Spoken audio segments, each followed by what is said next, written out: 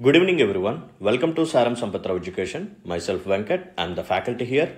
Welcome to our brand new series called Disha, a free daily mains answer writing series for TGPSC Group 1 students. Every day one mains question మనం analysis చేయబోతున్నాము. So question తాలూకా details అనేవి మన యొక్క Telegram ఛానల్లో 8 AM upload చేస్తాం. అదే రోజు evening 7 PM యూట్యూబ్లో సెషన్ అనేది అప్లోడ్ చేస్తాం. సో PDF కూడా మీకు టెలిగ్రామ్ గ్రూప్లో యాడ్ చేయడం జరుగుతుంది. సో చక్కగా డౌన్లోడ్ చేసుకొని చదువుకోండి. సో ఈరోజు క్వశ్చన్ చూడండి. సో ఈరోజు క్వశ్చన్ వచ్చేసరికి మనకి ఇండియన్ ఎకానమీ సబ్జెక్ట్కి సంబంధించినది. సో మోస్ట్ ఇంపార్టెంట్ క్వశ్చన్ ఇది, ఎందుకంటే మ్యానుఫ్యాక్చరింగ్ సెక్టర్ మీద ఖచ్చితంగా మనం క్వశ్చన్స్ని చూడబోతున్నాము. That is for sure. ఓకేనా? సో మ్యానుఫ్యాక్చరింగ్ సెక్టర్ మీద పక్కాగా క్వశ్చన్ వస్తుంది. అది ఎంప్లాయ్మెంట్ క్రియేషన్ పరంగా అయినా సరే, దాని యొక్క పొటెన్షియాలిటీని బేస్ చేసుకుని అయినా సరే. ఓకేనా? So let's look at the question first. Although India has 5th largest GDP in the world, its manufacturing sector still falls short. Discuss the initiatives undertaken by Indian government to strengthen the manufacturing sector and propose strategies for further advancement. So world largest ఎకానమీస్లో compare చేస్తే India అనేది present 5th ప్లేస్లో ఉంది. ఇది అందరికీ తెలిసిన విషయమే. So first ప్లేస్లో వచ్చేసరికి we have United states, second place వచ్చేసరికి చైనా, థర్డ్ ప్లేస్ వచ్చేసరికి Germany, and on 4th place we have Japan, 5th place none other than India. ఓకేనా? సో జీడిపిని మనం బిలియన్స్లో కానీ క్యాలిక్యులేట్ చేస్తే మన యొక్క జీడిపి వచ్చేసరికి $3,942 బిలియన్. అండ్ నెక్స్ట్ మన టార్గెట్ వచ్చేసరికి we have to become third largest economy. ఓకేనా? ఇది మన యొక్క టార్గెట్ అనమాట. ఓకే, సో ఆ టార్గెట్ని రీచ్ అవ్వాలి అంటే మనం కొంచెం రిఫార్మ్స్ అనేది తీసుకురావాలి. ముఖ్యంగా మ్యానుఫ్యాక్చరింగ్ సెక్టర్ మీద మనం మస్ట్ అండ్ షుడ్గా ఫోకస్ చేయాల్సిందే. ఓకేనా? రైట్. సో క్వశ్చన్లో ఆడేమడుగుతున్నాడు, ఎస్ ఇండియా అనేది 5th largest ఎకానమీ, బాగానే ఉంది. బట్ స్టిల్ మన యొక్క మ్యానుఫ్యాక్చరింగ్ సెక్టర్ అనేది ఇంకా వెనకపడి ఉంది. When we compare with service sector, manufacturing sector అనేది వెనకపడి ఉంది. అండ్ ఈ పర్టికులర్ సెక్టర్ నుంచి మన యొక్క జీడిపి కాంట్రిబ్యూషన్ అనేది గ్రో అవ్వట్లేదు, మనం అనుకున్నంత గ్రో అవ్వట్లేదు అనమాట. అండ్ లక్కీగా మనకున్న ఆపర్చునిటీ ఏంటంటే మ్యానుఫ్యాక్చరింగ్ సెక్టర్కి ఎంప్లాయ్మెంట్ ఆపర్చునిటీస్ క్రియేట్ చేసే పొటెన్షియాలిటీ ఎక్కువగా ఉంది. సో మనం ఏం చేయొచ్చు, మన ఇండియాలో ఉన్న అన్ఎంప్లాయ్మెంట్ని తగ్గించుకోవచ్చు. అండ్ అగ్రికల్చర్ సెక్టర్లో ఉన్న ఈ పీపుల్ ఎవరైతే ఉన్నారో, వర్క్ ఫోర్స్ ఎవరైతే ఉన్నారో వాళ్ళని కానీ మనం మ్యానుఫ్యాక్చరింగ్ సెక్టర్ వైపు కానీ పంపిస్తే వాళ్ళకి ఇన్కమ్ అనేది బాగా వస్తుంది అండ్ జీడిపి గ్రోత్ కూడా బాగా పెరుగుతుంది. సో దట్ ఆఫ్ కోర్స్ ఫైనల్గా మనం థర్డ్ లార్జెస్ట్ ఎకానమీగా మారడానికి అది కూడా యూజ్ అవుతుంది.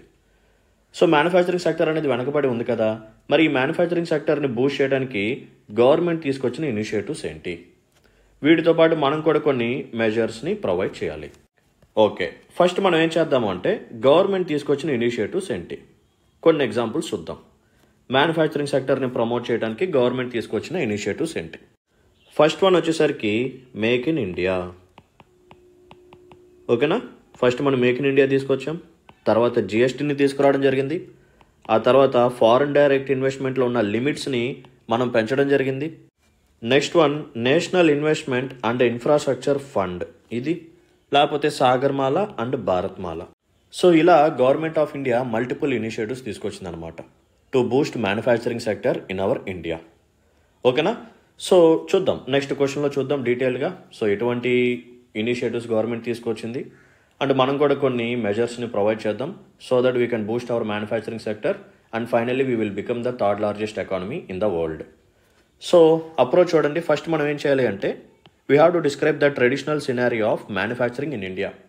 ఇండియాలో మ్యానుఫ్యాక్చరింగ్ సెక్టర్ యొక్క సిచ్యువేషన్ ఎలా ఉంది, నెక్స్ట్ గవర్నమెంట్ తీసుకున్న స్టెప్స్ ఏంటి మ్యానుఫ్యాక్చరింగ్ సెక్టర్ని ప్రమోట్ చేయడానికి, అండ్ మనం కూడా కొన్ని సొల్యూషన్స్ని లేకపోతే కొన్ని మెజర్స్ని ప్రొవైడ్ చేయాలన్నమాట. So without any further delay let start our answer analysis. సెషన్లోకి వెళ్ళబోయే ముందు ఒక స్మాల్ అనౌన్స్మెంట్. సో మన ఇన్స్టిట్యూట్లో విజేత ప్రోగ్రామ్ని లాంచ్ చేసాం. సో గ్రూప్ 1 స్టూడెంట్స్కి మెయిన్స్ టే సిరీస్ ప్రోగ్రామ్ ఇది. ఆల్రెడీ 2 బ్యాచెస్ కంప్లీట్ చేసుకోవడం జరిగింది, ఇది థర్డ్ బ్యాచ్ అనమాట. సో దీంట్లో భాగంగా 10 సెక్షనల్ టెస్టులు అండ్ 7 ఫుల్ లెంత్ టెస్టులు ఉంటాయి. మీరు వన్స్ ఆన్సర్ని రాసి మాకు కాపీ సెండ్ చేసిన 72 hours లోపు మీకు detailed evaluation as well as feedback అనేది ఉంటుంది. సో ప్రతి సెషన్కి ఎక్స్ప్లెనేషన్ సెషన్స్ ఉంటాయి, యాజ్ వెల్ యాజ్ మీకు మోడల్ ఆన్సర్స్ PDF కూడా ప్రొవైడ్ చేయడం జరుగుతుంది. మీకు మెంటర్షిప్ గైడెన్స్ కూడా ఉంటుంది. యాజ్ వెల్ యాజ్ ఎవరైతే ఈ ప్రోగ్రాంలో ఎన్రోల్ అవుతారో వాళ్ళు సారం సార్తో ఎప్పుడైనా సరే మీరు కాంటాక్ట్ అయ్యి మీకున్న ఇష్యూస్ని రిజాల్వ్ చేసుకోవచ్చు. బట్ ఇక్కడ పాయింట్ ఏంటంటే లిమిటెడ్ సీట్స్ మాత్రమే, కేవలం 25 మెంబర్స్ని మాత్రమే తీసుకుంటున్నాము. సో ప్రైజ్ వచ్చేసరికి 15,000 మాత్రమే. సో లేట్ చేయమాకండి, వీలైనంత తొందరగా ఈ నెంబర్కి కాంటాక్ట్ చేసి జాయిన్ అవ్వడానికి ట్రై చేయండి. 6305955532. So let's look at the introduction first. Traditionally, the manufacturing sector has held a relatively low position in the Indian economy. However, with the advent of liberalization and globalization, the government recognized the potentiality of this sector and began promoting manufacturing in India. So, ఎప్పటి నుంచో olden days నుంచే మన యొక్క Indian ఎకానమీలో manufacturing sector అనేది చాలా లో పొజిషన్లోనే ఉంది. ఇది ఎక్కువగా గ్రో అవ్వలేదు, దీని నుంచి జీడిపికి కూడా ఎక్కువగా కాంట్రిబ్యూషన్ అనేది వచ్చేది కాదు. బట్ దీనికి పొటెన్షియాలిటీ అయితే ఉంది. ఓకేనా, రైట్. సో తర్వాత ఏం జరిగింది, 1990s we brought LPG reforms, liberalization, privatization, globalization. Once ఇది జరిగిన తర్వాత ఈ మ్యానుఫ్యాక్చరింగ్ సెక్టర్లో కూడా మనం గ్రోత్ని చూడటం స్టార్ట్ చేసాం. సో ఈ పొటెన్షియాలిటీని గవర్నమెంట్ గుర్తించి సో ఈ మ్యానుఫ్యాక్చరింగ్ సెక్టర్ని కానీ మనం ప్రమోట్ చేస్తే దీనివల్ల మనకి చాలా బెనిఫిట్స్ ఉన్నాయని చెప్పి అప్పటి నుంచి దీనికి రిలేటెడ్గా ఇనిషియేటివ్స్ని తీసుకురావడం జరిగిందనమాట. లైక్ మేక్ ఇన్ ఇండియా కానీ, జిఎస్టీని తీసుకురావడం కానీ, లేకపోతే ఫారెన్ డైరెక్ట్ ఇన్వెస్ట్మెంట్ యొక్క లిమిట్స్ పెంచడం కానీ, నేషనల్ ఇన్వెస్ట్మెంట్ అండ్ ఇన్ఫ్రాస్ట్రక్చర్ ఫండ్ని తీసుకురావడం, లేకపోతే భారత్మాల, సాగర్మాల లాంటి ప్రాజెక్ట్స్ని స్టార్ట్ చేయటం. సో ఒకటి గుర్తుపెట్టుకోండి, మ్యానుఫ్యాక్చరింగ్ సెక్టర్ మీద మనం ఎటువంటి క్వశ్చన్ని ఇంకా ఎక్స్పెక్ట్ చేయొచ్చు అంటే, మన ఇండియాలో అన్ఎంప్లాయ్మెంట్ అనేది చాలా ఎక్కువగా ఉంది. సో ఈ అన్ఎంప్లాయ్మెంట్ని క్యాలిక్యులేట్ చేసే ప్రాసెస్ ఏంటి, ఓకే, ఇవన్నీ డైమెన్షన్స్ గుర్తుపెట్టుకోండి. అన్ఎంప్లాయ్మెంట్ని ఇండియాలో ఎలా క్యాలిక్యులేట్ చేస్తాం, ఎటువంటి మెథడాలజీని యూజ్ చేస్తాం, పాయింట్ నెంబర్ 1. సో ఈ క్యాలిక్యులేషన్ మెథడాలజీలో ఏమైనా డిఫెక్ట్స్ ఉన్నాయా, సో ఉంటే ఏంటివి, so what are the measures, మీరు ప్రొవైడ్ చేసే సొల్యూషన్స్ ఏంటి, ఈ 3 పాయింట్స్ గుర్తుపెట్టుకోండి. ఓకే, సో ఇదే డైమెన్షన్ యూజ్ చేసుకొని క్వశ్చన్ ఎలా వస్తుంది అంటే, మన ఇండియాలో అన్ఎంప్లాయ్మెంట్ ఎక్కువగా ఉంది, ఇంకో పక్క మ్యానుఫ్యాక్చరింగ్ సెక్టర్కి పొటెన్షియాలిటీ ఉంది. ఏంటి ఆ పొటెన్షియాలిటీ, ఎంప్లాయ్మెంట్ ఆపర్చునిటీస్ని క్రియేట్ చేసే పొటెన్షియాలిటీ. సో మనం మ్యానుఫ్యాక్చరింగ్ సెక్టర్ని మీద డిపెండ్ అవ్వచ్చా, సో అన్ఎంప్లాయ్మెంట్ని తగ్గించాలి అంటే మ్యానుఫ్యాక్చరింగ్ సెక్టర్ని ఎలా యూజ్ చేసుకోవాలి. సో ఇక్కడ క్వశ్చన్ ఎలా రావచ్చు అంటే, మ్యానుఫ్యాక్చరింగ్ సెక్టర్లో ఉన్న ఛాలెంజెస్ అడుగుతాడు. సో ఆ ఛాలెంజెస్ని ఎలా ఓవర్కమ్ చేయాలి, మీరు ఎటువంటి మెజర్స్ని ప్రొవైడ్ చేస్తారు. సో ఈ డైమెన్షన్లో క్వశ్చన్ అడిగే ఛాన్స్ ఉంది. ఓకేనా, so manufacturing sector, employment generation or unemployment గుర్తుపెట్టుకోండి. Okay, right. సో నెక్స్ట్ చూడండమ్మా, despite these efforts manufacturing contributes only around 30% to value addition compared to service sectors 55%. Therefore, various steps have been taken to further promote manufacturing in the country. ఓకేనా, so మనకు జీడిపిని మనం 100%గా తీసుకుంటే majority contribution ఎక్కడి నుంచి వస్తుందంటే service sector నుంచి వస్తుంది. ఆ తర్వాత అరౌండ్ 30% వచ్చేసరికి మనకి మ్యానుఫ్యాక్చరింగ్ సెక్టర్ దగ్గర నుంచి వస్తుంది అనమాట. ఆ తర్వాత అగ్రికల్చర్. సో ఇక్కడ మ్యానుఫ్యాక్చరింగ్ సెక్టర్కి ఇంకా పొటెన్షియాలిటీ ఉంది. సో దీన్ని బూస్ట్ చేయడానికి government of India multiple initiatives తీసుకొచ్చింది. అదేంటి ఇప్పుడు మనం చూద్దాం పదండి. So various steps taken by Indian government to promote manufacturing sector. First one, launch of Make in India campaign in 2014 to promote domestic manufacturing and attract foreign investment. So India అనేది self sufficient country లాగా మారాలి. ఓకేనా, so మనం ఎక్కువగా imports మీద depend అవ్వకూడదు, మనమే వేరే కంట్రీస్కి ఎక్స్పోర్ట్స్ చేసే స్టేజ్కి వెళ్ళాలి. అండ్ డొమెస్టిక్ డిమాండ్ ఏదైతే ఉందో దాన్ని మనమే ప్రొడ్యూస్ చేసుకుని సాటిస్ఫై చేసుకోవాలి అని చెప్పి డొమెస్టిక్ మ్యానుఫ్యాక్చరింగ్ సెక్టర్ని ప్రమోట్ చేయడానికి మేక్ ఇన్ ఇండియా అనే కాన్సెప్ట్ని తీసుకొచ్చారు ఇన్ ద ఇయర్ 2014. నెక్స్ట్ చూడండి, goods and services tax in 2017 to simplify taxation and enhance business efficiency. So ఒకప్పుడు ఏంటంటే క్యాస్కేడింగ్ ఎఫెక్ట్ ఉండేది, అంటే ట్యాక్స్ ఆన్ ట్యాక్స్ లేకపోతే మల్టిపుల్ ట్యాక్సెస్. సో వీటి వల్ల ఏం జరిగింది అంటే కన్జ్యూమర్స్ నష్టపోతున్నారు, యాజ్ వెల్ యాజ్ బిజినెస్ని రన్ చేసే వాళ్ళు కూడా నష్టపోతున్నారు అన్నమాట. సో అందుకనే ఈజ్ ఆఫ్ డూయింగ్ బిజినెస్, ఓకేనా, ఈజ్ ఆఫ్ డూయింగ్ బిజినెస్ దీన్ని ప్రమోట్ చేయడానికి మనం జిఎస్టీ అనే కాన్సెప్ట్ని తీసుకొచ్చాం. సో దీని ద్వారా బిజినెస్ ఆపరేషన్స్ కూడా ఇంకా స్మూత్గా రన్ అవుతూ ఉంటాయి. So that manufacturing sector growth కూడా పెరుగుతుంది. నెక్స్ట్ మనం ఏం చేసామంటే ఫారెన్ డైరెక్ట్ ఇన్వెస్ట్మెంట్లో ఈ లిమిట్స్ని ఇంక్రీజ్ చేసాం. లైక్ కొన్ని సెక్టర్స్ ఏంటంటే డిఫెన్స్ కానీ, రైల్వేస్ కానీ, ఇన్సూరెన్స్ కానీ, ఇలా కొన్ని సెక్టర్స్లో మనం ఏం చేసాము, లిమిట్స్ని పెంచాము. సో దట్ ఫారెన్ ఇన్వెస్ట్మెంట్ ఇంకా పెరుగుతుంది, సో దట్ మ్యానుఫ్యాక్చరింగ్ సెక్టర్ అనేది ఇంకా గ్రో అవుతుంది. Next one, implementation of national manufacturing policy in 2011 with the objective of increasing manufacturing share of GDP to 25%. So GDP కాంట్రిబ్యూషన్లో మ్యానుఫ్యాక్చరింగ్ సెక్టర్ యొక్క కాంట్రిబ్యూషన్ని 25% పెంచడానికి మనం 2011లో తీసుకొచ్చిన పాలసీ ఏంటంటే నేషనల్ మ్యానుఫ్యాక్చరింగ్ పాలసీ. ఆ తర్వాత 2015లో ఒక ఫండ్ తీసుకొచ్చాం, అదేంటంటే national investment and infrastructure fund. అది కూడా ఎందుకు తీసుకొచ్చాము అంటే టు ఫినాన్స్ ఇన్ఫ్రాస్ట్రక్చర్ ప్రాజెక్ట్స్. మన ఇండియాలో ఒక డ్రాబ్యాక్ ఏంటంటే ఇన్ఫ్రాస్ట్రక్చర్. సో ఇన్ఫ్రాస్ట్రక్చర్ సరిగ్గా లేకపోతే పెట్టుబడులు సరిగ్గా రావు, సో దట్ ఎక్స్పాన్షన్ కానీ గ్రోత్ కానీ ఎక్కువగా జరగదు. సో ఫస్ట్ మనం బేసిక్ ఇన్ఫ్రాస్ట్రక్చర్ని ప్రొవైడ్ చేస్తేనే ఇన్వెస్ట్మెంట్ వస్తుంది, సో దట్ స్టార్టప్స్ పెరుగుతాయి, సో దట్ ఈ మ్యానుఫ్యాక్చరింగ్ కూడా గ్రో అయ్యే ఛాన్స్ ఉంది. Next one, so initiatives such as Bharatmala, Sagarmala and Udan to improve infrastructure and connectivity. So road connectivity అయినా సరే, లేకపోతే వాటర్ వేస్ పరంగా కనెక్టివిటీ అయినా సరే, లేకపోతే ఎయిర్ వేస్ పరంగా కనెక్టివిటీ అయినా సరే పెంచడానికి ఇటువంటి ఇనిషియేటివ్స్ మనం తీసుకొచ్చాం, Bharatmala, Sagarmala and Udan. Next, rationalisation of labour laws by consolidating and streamlining existing laws. So labour ఎవరైతే ఉన్నారో, సో వాళ్ళకి ఏదైనా ఇష్యూస్ ఉన్నా, ఛాలెంజెస్ ఉన్నా, ఆల్రెడీ ఎగ్జిస్టింగ్ లాస్ ఏవైతే ఉన్నాయో దాంట్లో లూప్ హోల్స్ కానీ ఏమైనా ఉంటే దాంట్లో మనం రిఫార్మ్స్ అనేది తీసుకురావడం జరిగిందనమాట. Next one, establishment of specialised manufacturing zones including special economic zones and national investment and manufacturing zones. So special economic zones ఒకటి, next one national investment and manufacturing zones. So ఇక్కడ స్పెషాలిటీ ఏంటంటే ఈ special economic జోన్స్లో మనం produce చేసే goods కానీ ఆ services కానీ ఏవైతే ఉన్నాయో ఇవి మోస్ట్లీ ఎక్స్పోర్ట్ పర్పస్ కోసం. ఓకేనా, ఎక్స్పోర్ట్ పర్పస్ కోసం. సో మన కంట్రీలో వేరే చోట అప్లికేబుల్లో ఉన్న లాస్ ఏవైతే ఉన్నాయో అవన్నీ ఇక్కడ జనరల్గా అప్లికేబుల్లో ఉండవు. ఇక్కడ అన్ని డిఫరెంట్ లాస్ని అప్లై చేస్తారనమాట ఈ స్పెషల్ ఎకనామిక్ జోన్స్లో. అంటే వాళ్ళ మీద వేసే ఈ ట్యాక్సెస్ కానీ, వాళ్ళకి ఇచ్చే సబ్సిడీస్ కానీ, అక్కడ ఉండే రూల్స్ అండ్ రెగ్యులేషన్స్ కానీ, ఓకేనా, ఇవన్నీ మారిపోతాయి స్పెషల్ ఎకనామిక్ జోన్స్లో. ఎందుకంటే ఇక్కడ ఎక్కువగా ప్రొడక్షన్ని పెంచడం కోసం, ఎక్కువగా ప్రొడ్యూస్ చేసి ఎక్స్పోర్ట్స్ మీద ఫోకస్ చేయడం కోసం ఇటువంటి కాన్సెప్ట్ని తీసుకొచ్చారు. Okay, right. ఫర్దర్గా సెషన్లోకి వెళ్ళబోయే ముందు ఒక small announcement. So Telangana movement and state formation module ఏదైతే ఉందో ఎక్స్క్లూజివ్గా ఈ మాడ్యూల్ కోసం మెయిన్స్ టెస్ట్ సిరీస్ ప్రోగ్రామ్ని లాంచ్ చేశాం. సో ప్రోగ్రామ్ నేమ్ ఏంటంటే ఉద్యమం. ఈ ప్రోగ్రామ్ యొక్క హైలైట్స్ వచ్చేసరికి టోటల్గా మనకి 15 డైలీ టెస్ట్లు ఉంటాయి అండ్ 3 సెక్షనల్ టెస్ట్లు ఉంటాయి. సో మీకు ఓవరాల్గా ఒక 200+ questions and answers, best quality questions and answers మీకు కవర్ అవుతాయి అన్నమాట. ఆల్మోస్ట్ మీకు సిలబస్ అనేది ఫినిష్ అయ్యేలాగే క్వశ్చన్స్ మేము ఫ్రేమ్ చేస్తాం, డోంట్ వరీ. సో మీరు ఆన్సర్ రాసి కాపీని మాకు పంపించిన 72 hours లోపు మీకు detailed evaluation as well as feedback provide చేస్తాం. అండ్ ప్రతి టెస్ట్కి ఎక్స్ప్లెనేషన్ సెషన్ ఉంటుంది అండ్ కాంప్రహెన్సివ్గా మీకు మెటీరియల్ కూడా ప్రొవైడ్ చేస్తాం. సో ఎవరైతే ఈ కోర్సులో జాయిన్ అవుతారో వాళ్ళు సార్తో ఎప్పుడైనా సరే మాట్లాడి మీకున్న డౌట్స్ని కానీ ఇష్యూని కానీ రిజాల్వ్ చేసుకోవచ్చు అనమాట.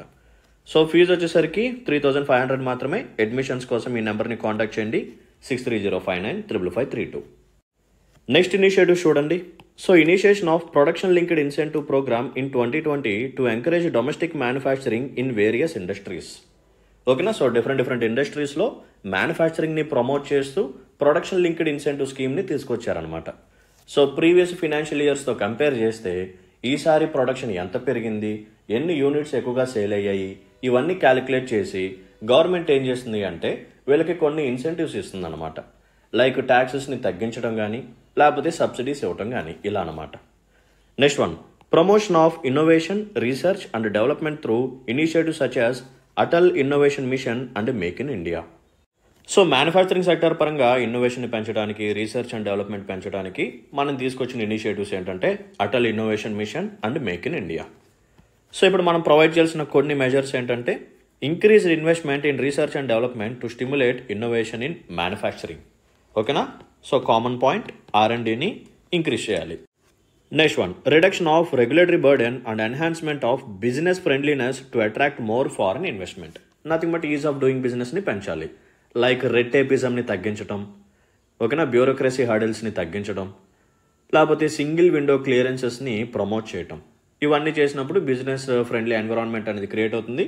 So that more startups, more industries వస్తాయి అండ్ అఫ్ కోర్స్ మనం ఫారిన్ ఇన్వెస్ట్మెంట్ని కూడా అట్రాక్ట్ చేయవచ్చు. Next one, promotion of manufacturing clusters to increase productivity and competitiveness. ఓకేనా, సో ఏ గ్రూప్ ఆఫ్ ఇండస్ట్రీస్ని కలిపితే ఒక క్లస్టర్ అంటాం కదా, సో అటువంటి క్లస్టర్స్ని ప్రమోట్ చేయాలి. Improved access to credit for the manufacturing sector through initiative such as make in India and stand up India. So ఒక బిజినెస్ని పెట్టాలి అంటే మనకి కొన్ని కావాలి, like land, labour, capital, entrepreneurship. So దాంట్లో క్యాపిటల్ అనేది చాలా ఇంపార్టెంట్. బట్ అన్ఫార్చునేట్లీ సో చిన్న చిన్న స్టార్టప్స్కి క్యాపిటల్ కోసం బ్యాంక్స్కి వెళ్ళినప్పుడు వాళ్ళు కొలాటరల్ కానీ డాక్యుమెంట్స్ కానీ అడుగుతారు. సో దానికి వర్త్ ఉన్న కొలాటరల్ మన దగ్గర ఉంటే ఇనఫ్ ఫైన్, ఒకవేళ లేకపోతే ప్రాబ్లం అవుతుంది. సో అలా కాకుండా మనం ఈ ఆంటర్ప్రెన్యూర్స్కి క్యాపిటల్ అనేది అడిక్వేట్గా అవైలబుల్గా ఉండేలాగా చూస్తే చక్కగా బిజినెసెస్ అనేవి స్టార్ట్ అవుతాయి, ఆల్రెడీ ఎగ్జిస్టింగ్ బిజినెసెస్ ఎక్స్పాండ్ అవుతాయి. సో దట్ గ్రోత్ అనేది బాగా పెరుగుతుంది, ఎంప్లాయ్మెంట్ ఆపర్చునిటీస్ క్రియేట్ అవుతాయి, అన్ఎంప్లాయ్మెంట్ని రెడ్యూస్ చేయొచ్చు, పావర్టీని రెడ్యూస్ చేయొచ్చు, లివింగ్ స్టాండర్డ్స్ని కూడా పెంచవచ్చు. Next one, we have to focus on skill development and training programs to enhance work force productivity. So skills కూడా చాలా ఇంపార్టెంట్. సో రీసెంట్గా ఆంధ్రప్రదేశ్లో కూడా రీసెంట్గా ఎన్నికైన చీఫ్ మినిస్టర్ గారు ఏమన్నారు అంటే సో క్యాష్ సెన్సస్ కానీ పాపులేషన్ సెన్సస్ కానీ ఇవి మాత్రమే కాదు, స్కిల్ సెన్సస్ కూడా చేయాలి. సో మనం కానీ స్కిల్ సెన్సస్ చేసామనుకోండి, సో ఎక్కడ గ్యాప్ ఉందనేది తెలుస్తుంది. మార్కెట్కి కావాల్సిన స్కిల్స్ ఏంటి, యూత్ దగ్గర ఉన్న స్కిల్స్ ఏంటి, సో ఎక్కడ మిస్ మ్యాచ్ ఉంది. తెలుసు కదా, టైప్ ఆఫ్ అన్ఎంప్లాయ్మెంట్ మనకు తెలిసిందే, miss match of skills. So ఆ గ్యాప్ ఏదైతే ఉందో దాని కానీ మనం తెలుసుకున్నాం అనుకోండి, సో మార్కెట్లో ప్రజెంట్ ట్రెండింగ్లో ఉన్న స్కిల్స్ అనేవి యూత్కి మన స్కిల్ డెవలప్మెంట్ ప్రోగ్రామ్స్ ద్వారా నేర్పిస్తే చక్కగా వాళ్ళు ఎంప్లాయ్మెంట్ ఆపర్చునిటీస్ని గ్రాప్ చేసుకుంటారు. Next one, so manufacturing support infrastructure ఏదైతే ఉందో like ports, roads, logistic facilities వీటిని డెవలప్ చేయాలి. Next one, we have to encourage public private partnerships to promote collaboration between government and private sector in manufacturing. So కేవలం government ఒక్కటే మొత్తం run చేయాలి, Boost చేయాలంటే కుదరదు. సో ప్రైవేట్ వాళ్ళ యొక్క పార్టిసిపేషన్ కూడా పెంచాలి, అప్పుడే మనకి కాంపిటేటివ్నెస్ అనేది గ్రో అవుతుంది. నెక్స్ట్, కొన్ని ట్యాక్స్ ఇన్సెంటివ్స్ ఇవ్వాలి, కొన్ని సబ్సిడీస్ కూడా ఇవ్వాలి, అప్పుడే ఇన్వెస్ట్మెంట్ అనేది మనం ఎంకరేజ్ చేయొచ్చు. So that manufacturing sector grow అవుతుంది. నెక్స్ట్ వన్, డిజిటల్ టెక్నాలజీని కూడా యూజ్ చేయాలన్నమాట మ్యానుఫ్యాక్చరింగ్ సెక్టర్లో. ఓకేనా, అప్పుడే మనకి ప్రొడక్టివిటీ, కాంపిటేటివ్నెస్ అనేది పెరుగుతుంది. ఓకేనా, so these are the measures that we have to provide in our answer. So finally get in the conclusion. Successful promotion of manufacturing in India can lead to job creation, increased exports, reduced dependency on imports. This can further boost economic growth, improve living standards, enhance India's competitiveness in the global market, and ultimately contribute to overall development and prosperity. ఇందా చెప్పాను కదా, manufacturing సెక్టర్ని కానీ మనం పెంచితే ఆటోమేటిక్గా unemployment తగ్గుతుంది, nothing but employment opportunities create అవుతాయి. So that we can reduce poverty and we can also increase living standards పెరుగుతాయి గ్లోబల్గా. అంటే గ్లోబల్ మార్కెట్లో మన యొక్క ఇమేజ్ కూడా, కాంపిటేటివ్నెస్ కూడా బాగా పెరుగుతుంది. సో ఓవరాల్గా ఎకనామిక్ గ్రోత్ పెరుగుతుంది. మన యొక్క target third largest economy or $5 trillion economy ఏదైతే ఉందో దాన్ని మనం రీచ్ అవ్వచ్చు. ఓకేనమ్మా, right. So before ending our session there is a small announcement. ఎవరైనా సరే ఎస్ఏ ప్రోగ్రామ్ని డిఫికల్ట్గా ఫీల్ అవుతూ ఉంటే సో ఈ ప్రోగ్రాంలో జాయిన్ అవ్వండి. సో ప్రోగ్రామ్ యొక్క హైలైట్స్ వచ్చేసరికి 25+ థీమ్స్ని మనం ఐడెంటిఫై చేసి వాటిని కాంప్రహెన్సివ్గా కవరేజ్ చేస్తామన్నమాట. సో దీంట్లో మీకు బ్రెయిన్ స్టార్మింగ్ టెక్నిక్స్ ఉంటాయి. సో నార్మల్ కంటెంట్తో పాటు మీకు అనెక్డోట్స్, కొటేషన్స్, డేటా, ఫ్యాక్ట్స్, ఫోర్డర్ పాయింట్స్ ప్రతి థీమ్కి ప్రొవైడ్ చేస్తాం. ఓకేనా, సో అడ్మిషన్స్ కోసం ఈ నెంబర్ని కాంటాక్ట్ చేయండి 6305955532. నెక్స్ట్ ఇంపార్టెంట్ అనౌన్స్మెంట్ ఏంటంటే mains way is the right way. So అందరికీ తెలిసిన విషయమే, ఎంటైర్ ఏపీ అండ్ తెలంగాణలో మనమే ఫస్ట్ గ్రూప్ 1 కోసం మెయిన్స్ ప్రోగ్రామ్ని లాంచ్ చేసాం. సో సిలబస్ ఆల్మోస్ట్ ఫినిష్ అయిపోవచ్చింది. సో తొందరగా ఫినిష్ అయిపోతుంది, అందరికంటే మనమే ఫస్ట్ ఫినిష్ చేయబోతున్నాం. అరౌండ్ 950+ క్వశ్చన్స్ మనం యాజ్ ఆఫ్ నౌ డీల్ చేయడం జరిగింది. మెయిన్స్ సిలబస్లో మెన్షన్ చేసి ఉన్న ప్రతి టాపిక్ మీద నెంబర్ ఆఫ్ క్వశ్చన్స్ మనం ఫ్రేమ్ చేసి డీటెయిల్డ్గా డిస్కస్ చేస్తున్నాం. సో మ్యానుఫ్యాక్చరింగ్ సెక్టర్ మీద ఇక్కడ 1 క్వశ్చన్ చూసాం కదా, అక్కడ మ్యానుఫ్యాక్చరింగ్ సెక్టర్ మీద అరౌండ్ 7 to 8 క్వశ్చన్స్ మనం డీల్ చేయడం జరిగింది ప్రతి డైమెన్షన్లో. సో ఇమాజిన్ చేసుకోండి, అన్ని డైమెన్షన్స్ మీకు కవర్ అయిపోతే కంటెంట్ కూడా మీ చేతిలో ఉంటుంది. సో దట్ క్వశ్చన్స్ ఎక్కడ నుంచి వచ్చినా సరే కంటెంట్ మీ దగ్గర ఉంటే you can write it. So చాలా మంచి ఆపర్చునిటీ ఇది, ఇంకా లేట్ చేయమాకండి, మన దగ్గర టైం లేదు. సో అడ్మిషన్స్ కోసం ఈ నెంబర్కి కాంటాక్ట్ చేయండి. ఓకేనా, right. So finally thanks for watching this video. మీకు కానీ నాకు ఎక్స్ప్లెనేషన్ కానీ నచ్చినట్టయితే, ఇటువంటి సెషన్స్ మరిన్ని నా నుంచి కోరుకున్నట్టయితే please hit the like button and మీకు వాల్యుబుల్ కామెంట్ని మెన్షన్ చేయండి. మీ ఫ్రెండ్స్ అండ్ ఫెలో ఆస్పిరెంట్స్కి మన వీడియోస్ని షేర్ చేయండి. సో రెగ్యులర్గా అటెండ్ అవ్వండి, ఇలాగే క్వశ్చన్స్ అనాలిసిస్ చేసుకుంటూ వెళ్దాం. ఓకేనా, let's call it a day then. See you in the next session. Until then, take care. Bye bye. Jai Hind.